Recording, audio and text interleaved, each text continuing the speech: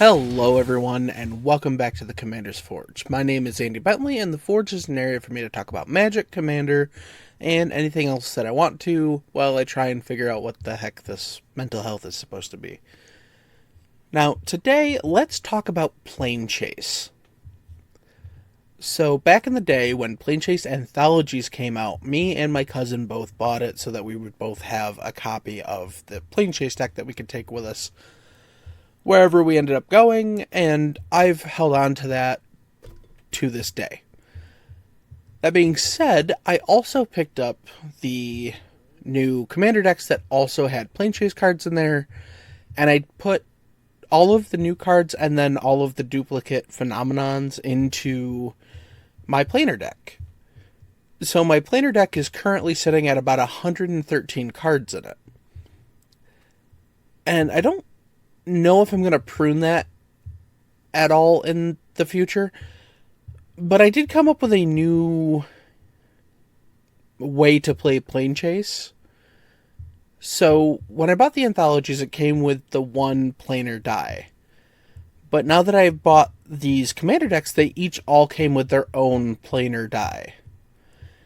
So I want to introduce the ability to multi-planeswalk. So the way the game works is everybody gets their own personal planar die, but they also get the original planar die as well. So on your turn, you can roll them both for free. You can pay one to roll them both again. And so every time you pay for a reroll, you reroll both.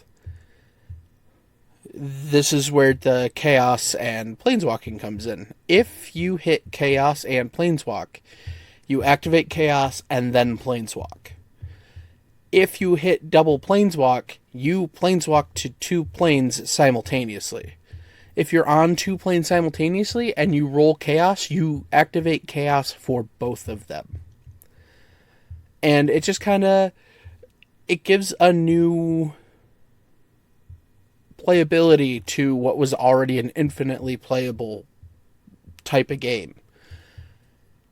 And it's a lot of fun. I will say Planechase games can go a little long, just on the sheer nature of, this plane board wipes and this plane makes it so nobody can attack. So it just, one thing to know if you're sitting down to play Planechase, it can be a long game. And I'm hoping by doing it this new way, I can speed the game up just a little bit, because you always have two chances to planeswalk with every roll of the die. And that's just something I wanted to touch on real briefly. And I want to really quickly go over the new plane cards. So first up we have Ketria from the plane of Ikoria, Noctamoon from the plane of Amonkhet, Esper from the plane of Alara, the Pit from the plane of the Abyss, Nyx from the plane of Theros, New Argive from the plane of Dominaria, Ten Wizard Mountain from the plane of Shenmeg, the Western Cloud from the plane of Gobakan, Girapur from the plane of Kaladesh, the Wilds from the plane of Eldraine, Tawashi from the plane of Kamigawa, the Golden City of Araska from the plane of Ixalan, the Great Eyrie from the plane of Tarkir, Riptide Island from Dominaria, Megaflora Jungle from the plane of Gargantikar, interesting name, Unyaro from the plane of Zelfir, Poliano from the plane of Fiora, Lichara from the plane of Kaldheim, Insane from the plane of Creedhay, the Chaldea from Capenna, Valor's Reach from Kylum, Norn's Seedcore from New Phyrexia, Strixhaven from the plane of Arcavios, the fertile lands of Salvinia, from the plane of Antausea, and the Enigma Ridges from the plane of Echior. Well, I, for one, am very excited to get more Planechase games in, and the box with my Planechase cards will essentially live in my gaming bag for the foreseeable future. And if I'm out and about and you run into me at an event sometime in the future, mostly I'm going to be in Rochester for the Commander Sealed event in September. Hit me up and we'll see. Alright, I am going to take a quick break and I will be right back. Hey, I just want to take a minute to tell you about my Patreon. I know times are hard for everybody, and I know it isn't easy to shuffle around bills and stuff, believe me, I know that. But if you would like to help support the podcast and me, you can find the links to my Patreon in my link tree, which is always put into the description of either the video or the audio, wherever you're listening to it. It would really mean the world to me. Honestly, I'm just struggling to make ends meet most weeks. But that's it. That's all. If you want to help, the links will be where you can find them. And welcome back. So, Aftermath was not really something I wanted to buy a ton of. But there were cards in there that I did want to buy for things, and I ended up pulling a Pia Nalaar Council of Revival, and I decided to build that one out. So, Pia Nalaar Council of Revival is a red and a white for a 2/3 human artificer. Thopters you control have haste, and whenever you play a land from exile or cast a spell from exile, create a 1/1 colorless Thopter artifact creature token with flying. So, I did kind of lean heavily into the exiling stuff for value. That's a good 20% of the deck. So let's go over some of it. First up, we have Plarg and Nasari. 3 red for a 5/4 Orc Efreet. At the beginning of your upkeep, each player exiles cards from the top of their library until they exile a non-land card. An opponent chooses a non-land card this way, and then you can cast up to 2 of the other spells that weren't chosen without paying their mana cost. And Pia does not specify that it has to be played from your own exile zone, so they go quite nicely in there.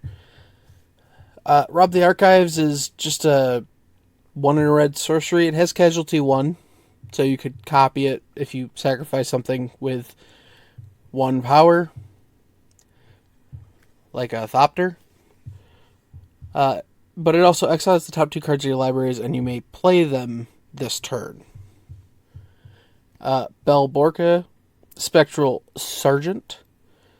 2 red-white for a star 5 Spirit Soldier. Note the mana value of each card as it's put into exile. Belborca, Spectral Sergeant's power is equal to the greatest number noted for this turn. And at the beginning of your upkeep, exile the top 2 cards of your library. You may play... exile the top card of your library. You may play that card this turn. So, again, just churning through the deck. Galvantic Relay is 2 and a red for a sorcery. Exile the top card of your library. During your next turn, you may play that card. It has Storm.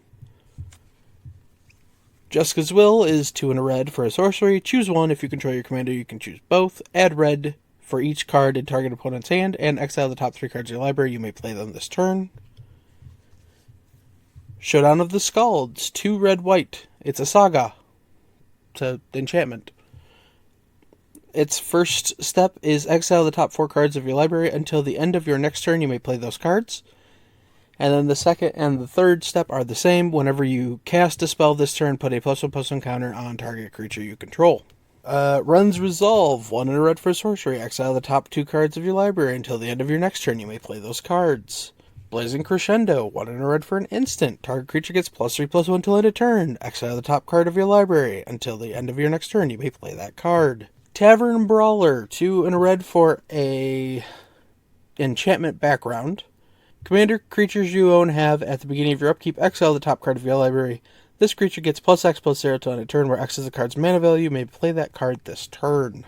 A good old classic here with Outpost Siege, 3 and a red for an enchantment. When it enters, choose Cons or Dragons. Cons, at the beginning of your upkeep, you exile the top card of your library. Until the end of turn, you may play that card. And Dragons is whenever a creature you control leaves the battlefield, Outpost Siege deals 1 damage to any target. Oh, let's see, what else do we have in here that we don't want to skip? Yeah, let's do these last few. Vance's Blasting Cannons, 3 and a red for a legendary enchantment. At the beginning of your upkeep, exile the top card of your library. If it's an online card, you may cast it. Whenever you cast your 3rd spell in a turn, you may transform Vance's Blasting Cannons into Spitfire Bastion. It's a legendary land, it taps add red, or you can pay 2 and a red and tap it to deal 3 damage to target creature or player. Urbrask, Heretic Praetor, 3 red for a 4/4 Phyrexian Praetor. Haste. At the beginning of your upkeep, exile the top card of your library. You may play that card this turn. And at the beginning of each opponent's upkeep, the next time they would draw a card this turn, instead they exile the top card of the library and they may play it this turn. Commander Liara Porter, 3 red-white for a 5/3 human soldier. Whenever you attack, spells you cast from exile this turn cost X less to cast, where X is the number of players being attacked. Exile the top X cards of your library. Until end of turn, you may cast spells from among those exiled cards.